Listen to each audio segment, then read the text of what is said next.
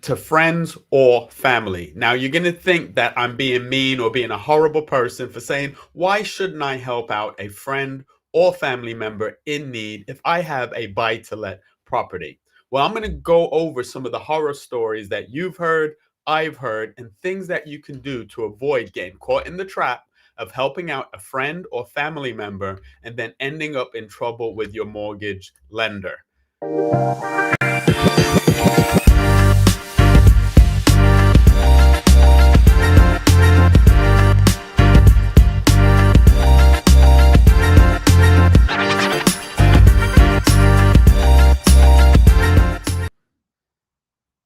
They say that a wise man learns from another person's mistakes. So you can either make the mistakes yourself or you can learn from the hundreds, if not thousands, of stories where people have tried with a good heart to help out friends and family members. They've rented their property to friends and family members and they've got themselves in trouble. Unless you want to end up with 3,000 cans of urine in an apartment that you rented to a friend or family member, you should always avoid doing it. My name's Anthony Lindsay, and I've been in finance for over 30 years. And I help people understand mortgages, finance, and give them hints and tips to help them make more informed decisions. I never give information to replace speaking to a professional. So always make sure that you speak to a qualified professional. I don't give legal advice or financial advice. So, friends and family, you have a buy to let property and you have a friend or family member who's saying, can I rent it? Always say no. I'm not being horrible, but it might violate the terms of your mortgage. More importantly, it might impact your relationship. So, if you rent to a friend or a family member, what you're going to need to do is make sure that you speak to the lender before you do it, not after you've done it. So, approach the lender. You could even do a web chat. That way, you don't have to give your specific information about your specific mortgage, but contact them and understand and ask the questions about what the implications might be if you rent to a friend or family member. It could violate the terms of your mortgage, and you don't want to do that. As a mortgage broker, I have to pick up the pieces quite regularly where someone has rented to a friend or rented to a family member. Maybe things have gone well because they didn't end up with 3,000 cans worth of urine in the front room. But when they go to remortgage, one of the questions that will be asked is, has a family member lived in the property, or do you intend on a family member living in the property? And you always have to disclose these things. You always have to be honest. So before you get yourself in a situation where it may impact the lenders that you can go to and the mortgages that are available to you, you should consider all of the horror stories that we've all heard. When you rent to a friend or a family member, it puts you in a predicament where, let's just say they lose their job. So let's just say there's no malice or ill intent involved, but they just reach one of those points in their life where they're struggling. What are you going to do? You may have legal recourse, but you don't want to pursue that legal recourse because you don't want to damage the relationship. So now you're in a situation where you have to pay a mortgage. There's someone living there and they're not paying their rent. This can be avoided by always making sure that you have a plan and you do the right thing. A mortgage broker can help you avoid these situations by talking you through the implications of what could actually go wrong. So, the first question you want to ask yourself, as I said, is what if they don't pay? Would you be comfortable telling your mom, sister, brother, relative, cousin that, all right, I'm going to have to take this to court? How would that impact that relationship? How would they deal with that conversation? What happens if you need to remortgage? When you go for your remortgage, you will need to disclose that a friend or family member is living in the property.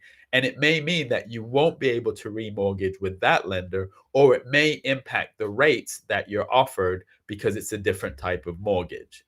And just ask yourself at the end of the day, is it worth it? If someone who is a friend or family member approaches you and says, can I rent your property?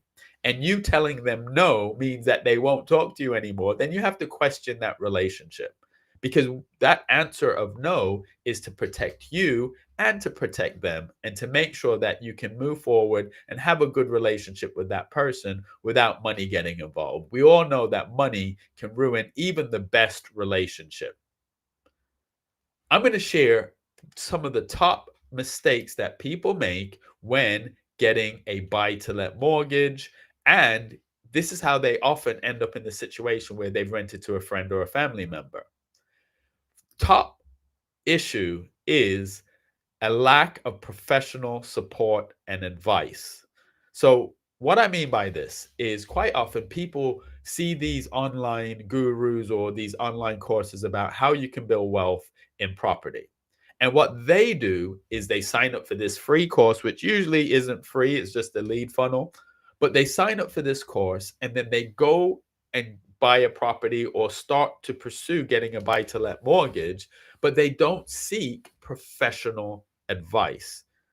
When you go on these courses, you will find that a lot of the people that do these courses are successful at what they do, but they may not be licensed in certain areas. This is why you want to speak to a licensed professional, someone who's objective, someone that doesn't have an agenda, because obviously the person selling you the course has an agenda. It doesn't have to be a hidden agenda, but there is an agenda for them to get you on that course. And quite often, with some of the courses, not all of them, I know some people that have fantastic courses. With some of the people, they make more money from selling the course than from doing the thing that they're selling the course about. And quite often, the customer care and the follow up and the support, once you've paid your money, does not exist. You can see all of the horror stories online if you just Google it.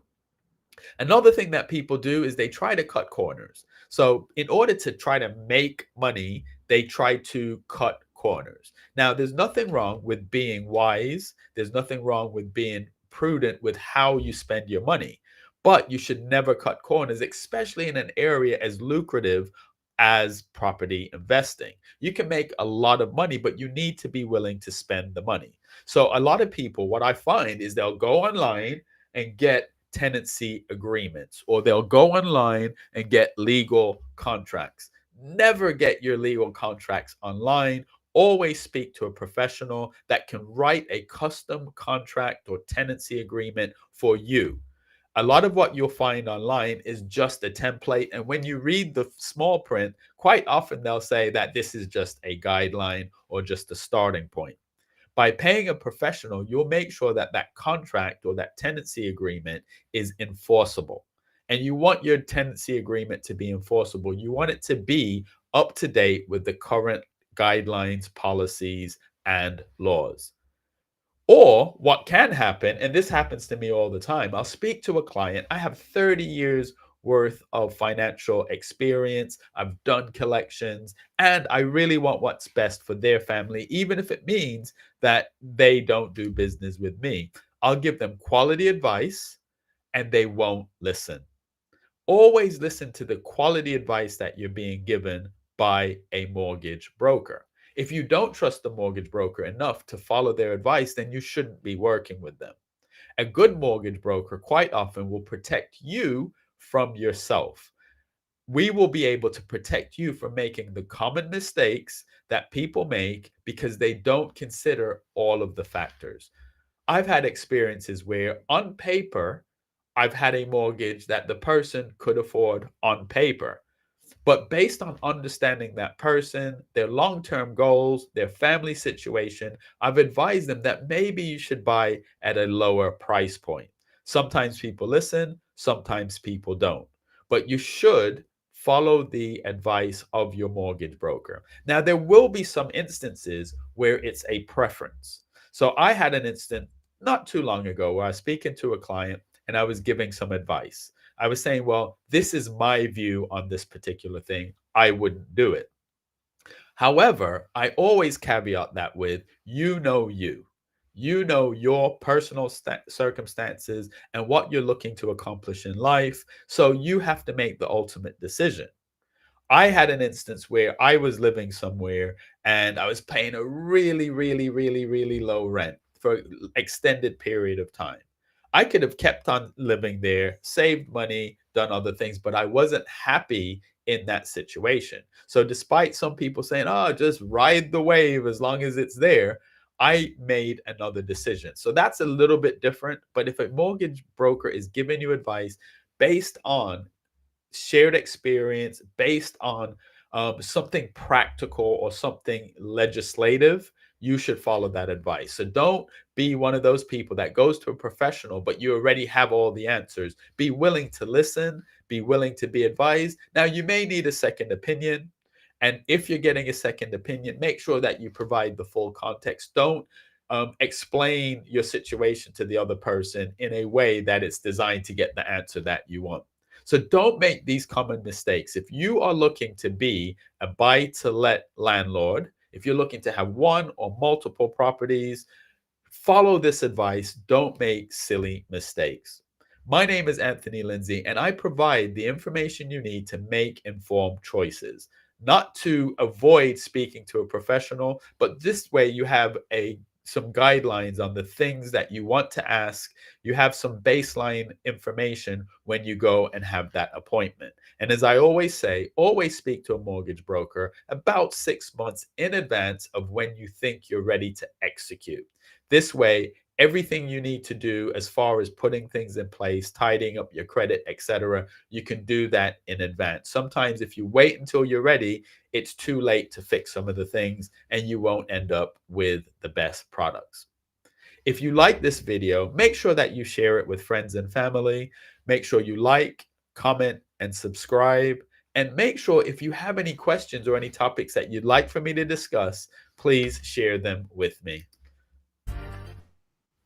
No one can convince me that there is a lack of financial literacy, because the truth is, every bank, every financial institution, most governments, most organizations are trying to give you the information you need to be more financially savvy. Now, I've added my 2 cents. I've released a book called A Mortgage is a Really Big Loan. But don't be put off by the title. It's not just about mortgages. We're going to give you the information you need to manage your finances better. You can check out the QR code. You can order it right there. It's available on Amazon. It's a great gift if you know young people who are getting ready to go to university, or if you know people that have recently relocated to the UK and they just want to understand how the UK financial system.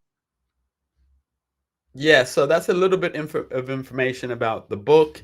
And I've covered off some of the common mistakes that people make when trying to get their first buy to let mortgage.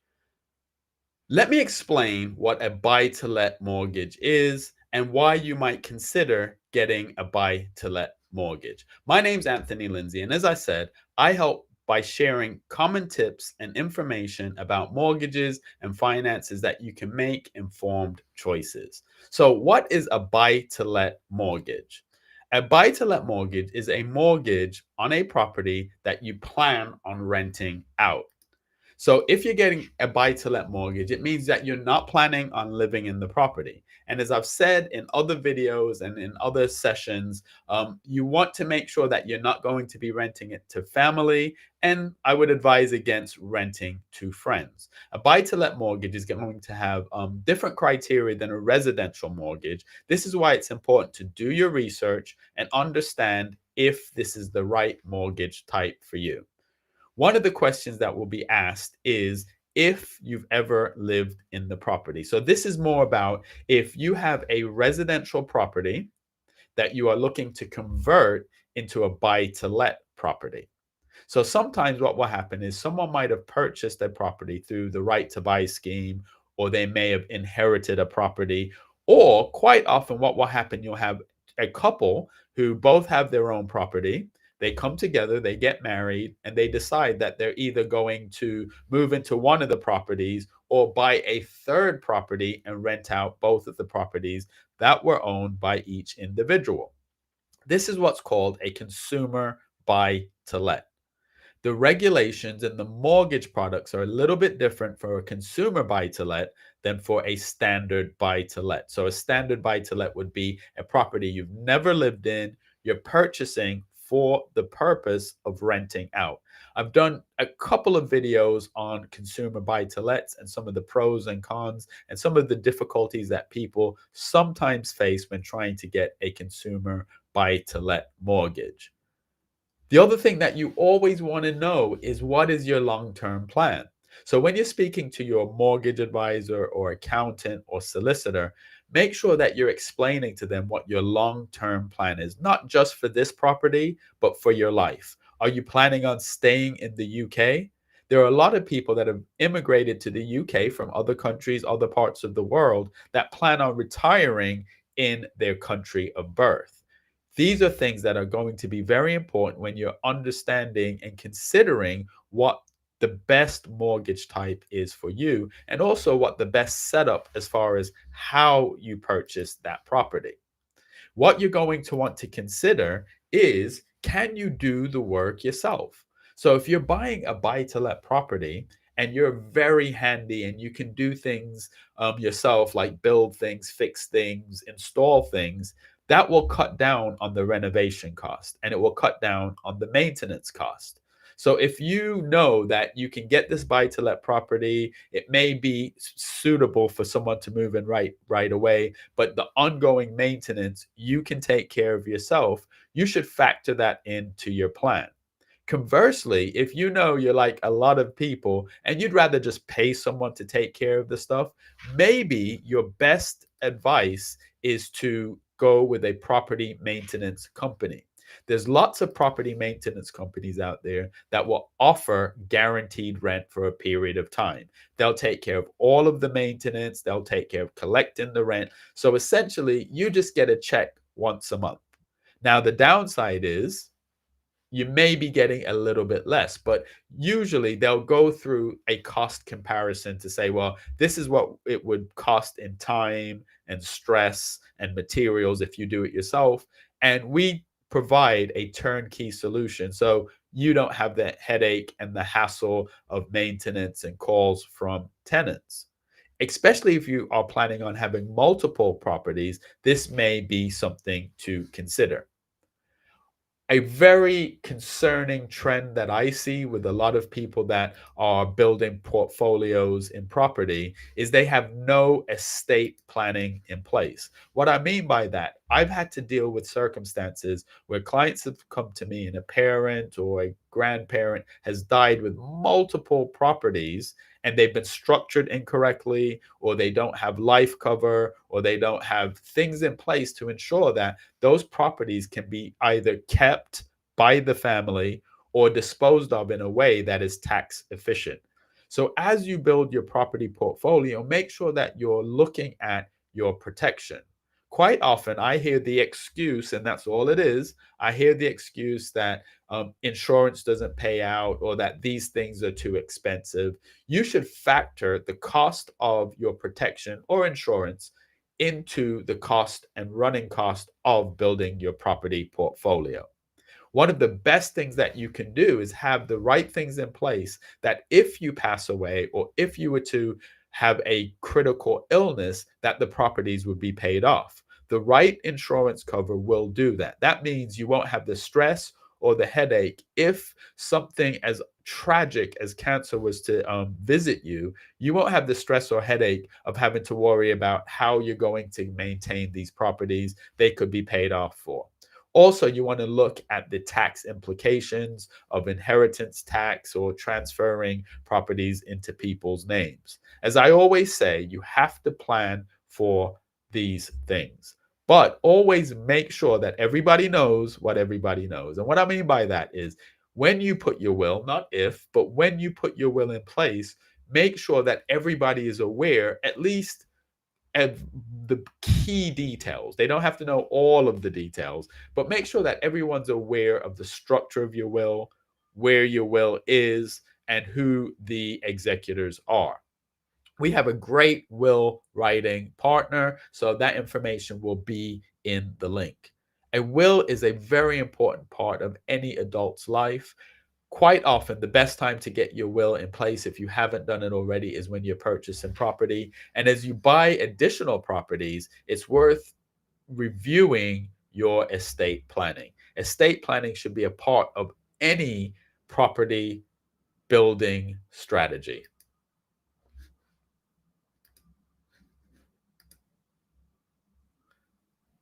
Another question that I get a lot is, how do I get a buy to let mortgage? So you want to buy a house, but you don't want to live in it. So that would be a buy to let mortgage. There's specific criteria for buy to let mortgages that don't apply to residential mortgages.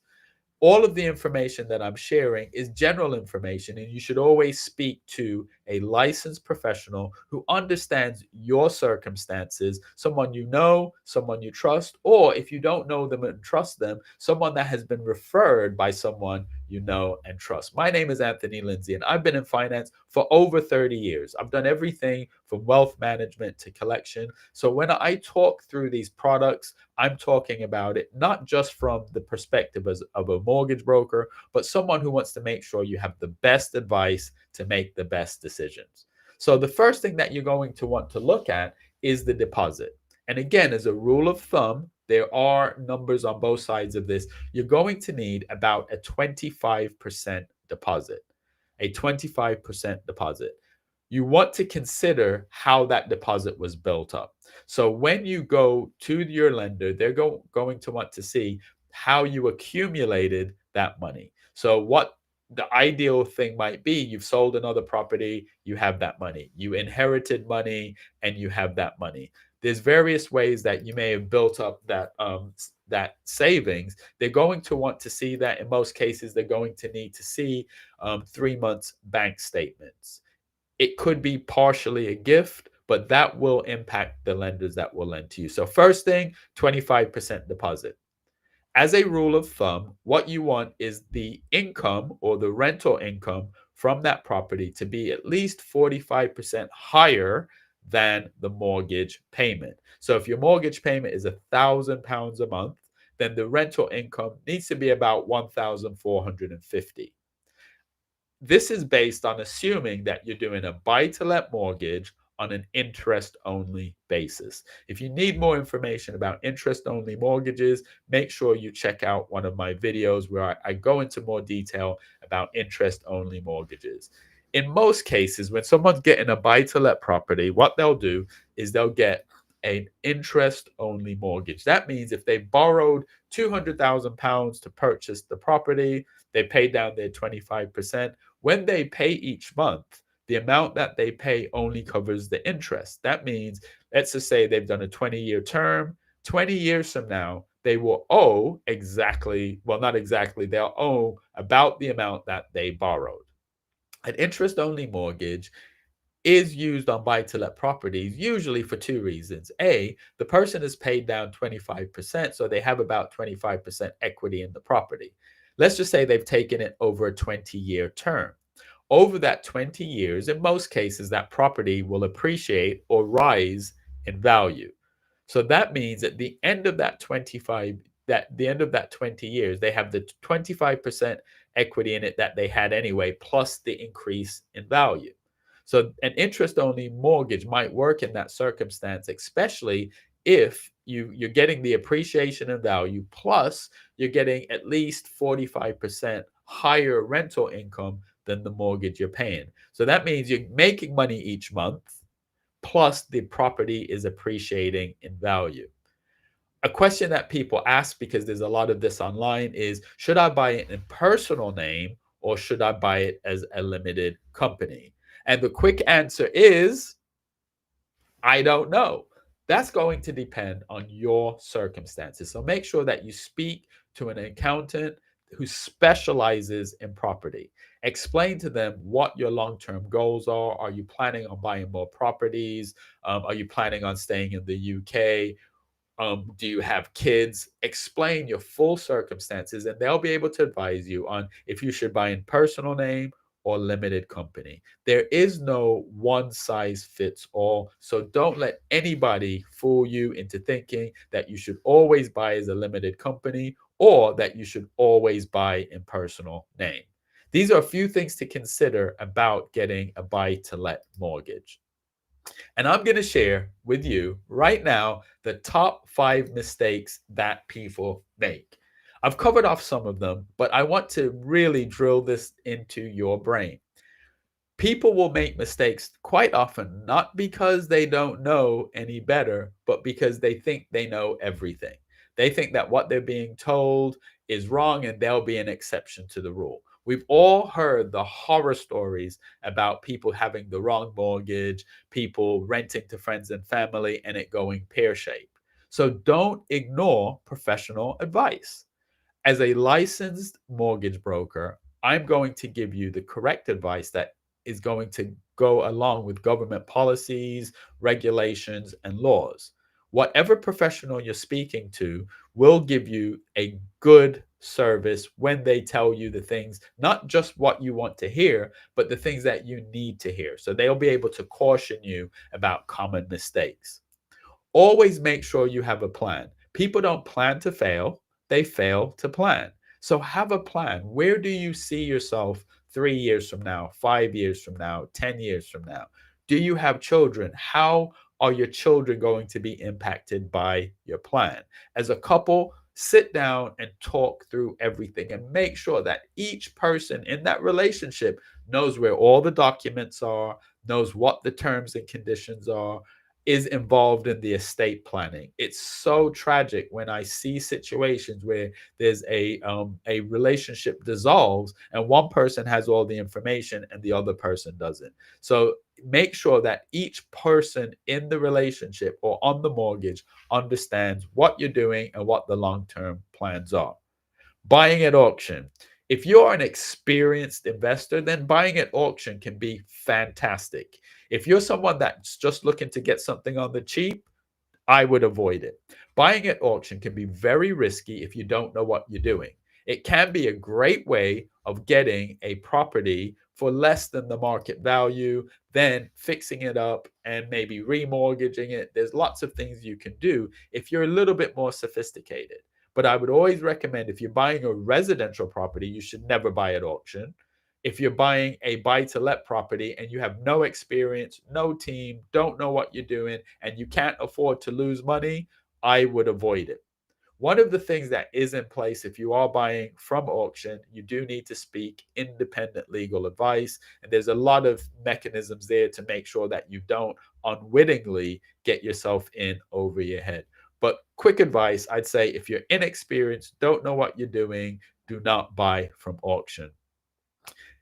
Don't get the wrong mortgage. This is where the planning comes in. If you know that you're going to at some point be doing HMO, or you're going to be doing rent to rent, or you're going to be doing Airbnb, make sure you get the right mortgage. Don't try to trick the mortgage company because it won't work. It will backfire, and there's no need to.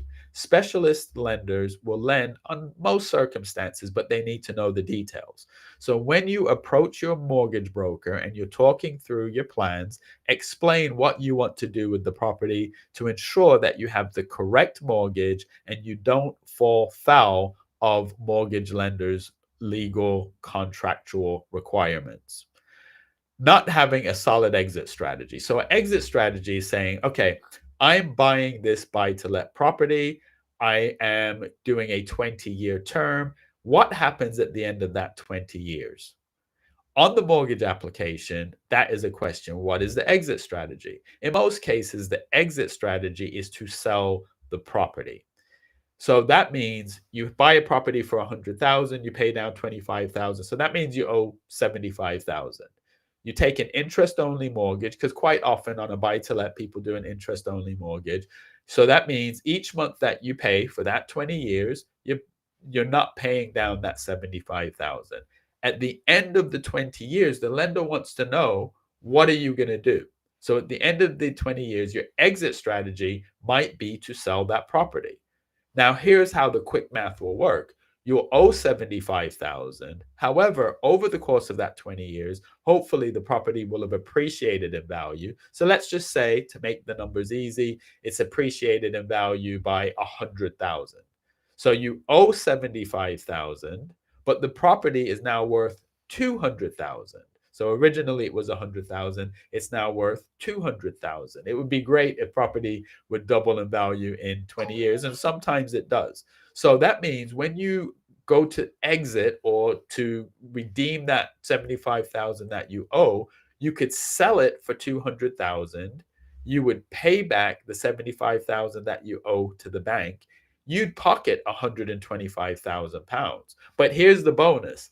If the rental income is a substantial amount above what you're paying for the mortgage, that means each month for that 20 years, you've also made a profit when you deduct operating expenses, solicitors' fees, accounting fees, etc. So you get the 125,000 lump sum, or you get 125,000 plus the additional amount. Now that's just a quick overview and a general scenario. However, buy to let property can be hugely profitable, but make sure that you have a solid plan, a solid exit strategy, and make sure that you have the right team.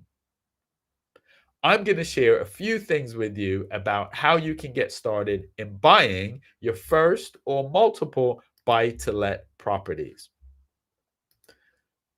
The first thing that you want to do is speak to a mortgage broker 6 months before you think you're ready to execute your strategy. This is important because by speaking to a mortgage broker in advance, they can give you the guidelines and the information you need to qualify for the best mortgage based on your circumstances. You also want to have the right team. Now, I'm a member of several fantastic WhatsApp groups where we share information. We don't give legal advice, and we always advise that you do your due diligence. But if someone has an idea or someone has seen something on TikTok and they want to understand what it is, we have lots of mortgage brokers, solicitors, some lenders in there that can give general information or point them in the right direction. So make sure that you build the right team. You'll need builders. You'll need an accountant. You need a solicitor. You might need a surveyor. You need people that know what they're doing, that have done it for a while, and always pay your professionals.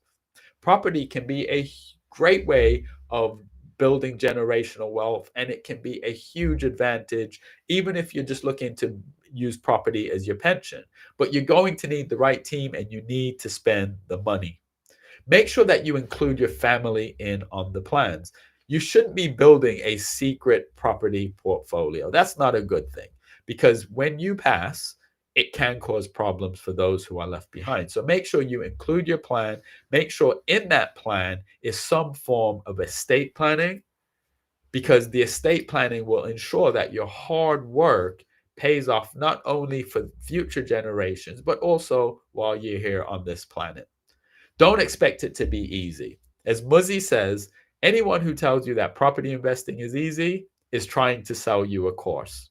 Property investing is very difficult. Dealing with tenants, dealing with buildings, boilers breaking, roofs falling in is a lot of hard work. So be prepared to do the hard work, because the hard work, if you have the right team, the right planning, and the right insurances, the hard work will pay off in droves. So be prepared to do the hard work. And the other thing, keep up to date with all of the legal and local requirements. Don't try to skirt around requirements. Don't do the minimum that you do.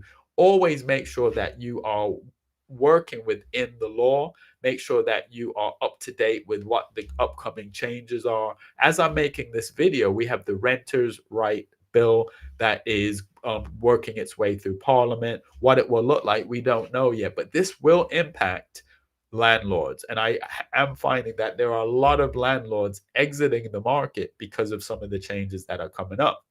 This means that it's a great opportunity for someone that's looking to start a portfolio if they've looked at the landscape, have the right team, done the right planning, and are willing to do the work. Being a property investor can be hugely beneficial, but you're going to have to do the work. You're going to have to think things through, and don't expect it to be easy. My name is Anthony Lindsay, and I'd love to be part of your team if you're looking to build a property portfolio, whether it be in your personal name or through a limited company. I make these videos to give you the information you need to make informed choices. The video is not designed to give you legal advice or legal advice, or to replace you speaking to a professional. Hopefully, that professional will be me. But if not, make sure you speak to a professional and follow the sound advice that they're giving you. I make these videos and I answer your questions. So if you have any questions or any topics that you'd like for me to discuss, please put that in the comment. Be sure to like, subscribe, and share.